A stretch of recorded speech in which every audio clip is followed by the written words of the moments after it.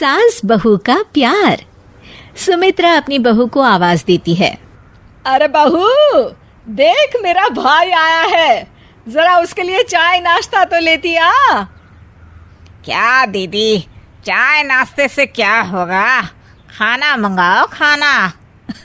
अच्छा ठीक है, मंगाती हूँ। तभी सुमित्रा की बहू तारा हाथ में पर्स लिए बाहर आती है। मम्मी जी, मैं मार्केट जा रही हूँ, मेरी सहेलियाँ बाहर मेरा इंतजार कर रही हैं। मामा जी को खाना आप दे दीजिएगा, मुझे ना देर हो रही है। और सुमित्रा वहां से चली जाती है। ये देख कल्लू लाल सुमित्रा से कहता है, ये क्या दीदी, तुम्हारी बहू तो बहुत अकड़ू है। कोई बहू अपनी सास से ऐसे बात करती है क्या? ये अगर अपने गांव में होती ना तो अपनी माँ इसे 2 मिनट में सीधी कर देती। तुम कहो तो मैं अभी माँ को फोन करके बुला लेता हूँ। अरे नहीं नहीं कल्लू, पहले का जमाना और था, अब जमाना बदल गया है। हमें बहू को अपनी बेटी की तरह रखना चाहिए। और वैसे भी ये किस किताब में लिखा है कि शादी के बाद लड़की की आज़ादी छीन कर उसे 4 दीवारी में कैद कर दो? उसे भी अपनी मर्जी से जीने देना चाहिए। अरे इसी का नाम जिंदगी है। ये सब छोड़, तू खाना खा। हाँ हाँ दीदी, बड़ी जोरों की भूख लगी है। अगले दिन, ये देखिए मम्मी जी, कल मैं मार्केट से अपने लिए साड़ी लेकर आई हूँ। मैं आपके लिए भी साड़ी ले रही थी, लेकिन मुझे कोई साड़ी पसंद ही नहीं आई। अच्छा, मैं ऑफिस के लिए निकल रही हूँ, मुझे देर हो रही है। ये कहकर तारा वहां से चली जाती है। तारा के जाती ही अरे दीदी, तुम्हारी बहू तो दिन दहाड़े तुमसे झूठ भी बोलती है। सिर्फ अपने लिए साड़ी लेकर आई है। क्या बाजार की दूसरी सभी दुकानें बंद हो गई थी? देखो तो कैसा बहाना करके चली गई। राम कसम दीदी, देख लेना, ऐसी बहुएं ज्यादा दिन अपनी सास से निभा नहीं पाती। ये तो तुम्हें घर से निकाल कर रहेगी दीदी। अरे तू कुछ ज्यादा ही चिंता कर रहा है मेरी। ऐसी कोई बात नहीं है, मेरी बहू मेरा बहुत ख्याल रखती है। सुमित्रा अपने कमरे में चली जाती है। अरे 2 दिन हो गए इस घर में, लेकिन कुछ मजा नहीं आ रहा। मेरी दीदी तो अपनी बहू से बिल्कुल नहीं लड़ती, लेकिन मैं भी हार नहीं मानूंगा। उसी शाम तारा डाइनिंग टेबल पर सबके लिए खाना रख के किचन में रोटियां लेने चली जाती है। अब इस खाने का जरा स्वाद बढ़ाया जाए। कल्लू लाल खाने में कुछ कंकड़ मिला देता है। अब इस खाने को खा के मेरी दीदी अपनी बहू की अच्छी खबर लेगी और मुझे आज सास बहू के झगड़े का लाइव एपिसोड देखने को मिलेगा।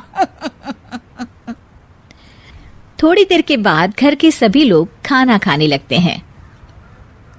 ओह, मेरे खाने में कंकड़ आ गया। अरे बहू, आज तुमने कैसा खाना बनाया है? पता नहीं पापा जी, मैंने तो रोज की तरह ही खाना बनाया है। पता नहीं आज क्या हो गया। अरे कोई बात नहीं बहू, अब तू जानबूझकर ऐसा खाना तो बनाएगी नहीं। मैं तो कहती हूँ इसी बहाने आज बाहर से खाना मंगवा लेते हैं। बहू, क्या कहते हैं उसे जो घर खाना पहुँचाते हैं? जुर्माटो? जुर्माटो नहीं मम्मी जी, जोमेटो। मैं अभी खाना ऑर्डर कर देती हूँ।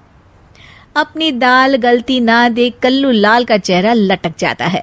अगले दिन गैस पर चाय चढ़ाकर तारा अपने कमरे में जाती है। तभी कल्लू लाल चाय में नमक डालने लगता है। तारा ये सब देख लेती है और फौरन मोबाइल में वीडियो बनाकर अपनी सास को दिखा देती है। अरे ये कल्लू तो अभी तक नहीं सुधरा। मुझे तो लगता है मामा जी जानबूझकर हमें परेशान कर रहे हैं।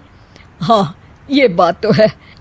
मैं देख रही हूँ जब से ये कल्लू आया है, हमेशा हम दोनों के बीच आग लगाने की कोशिश करते रहता है। इसे इस घर से भागना ही पड़ेगा, लेकिन जबरदस्ती भी तो निकाल नहीं सकते। आखिर भाई है मेरा। अब चिंता मत करिए माँ जी, मेरे पास एक बहुत बढ़िया आइडिया है। अगले दिन सुबह सुबह दोनों सास बहू आपस में लड़ने लगती हैं और तारा बैग उठाकर अपने मायके चली जाती है। ये देख कल्लू लाल खुशी से नाचने लगता है। लेकिन जिस तरह बिना पेट्रोल के गाड़ी नहीं चलती, ठीक उसी तरह बिना बहू के घर भी नहीं चल सकता। अरे कल्लू, देखता नहीं हॉल में कितनी धूल जमी है?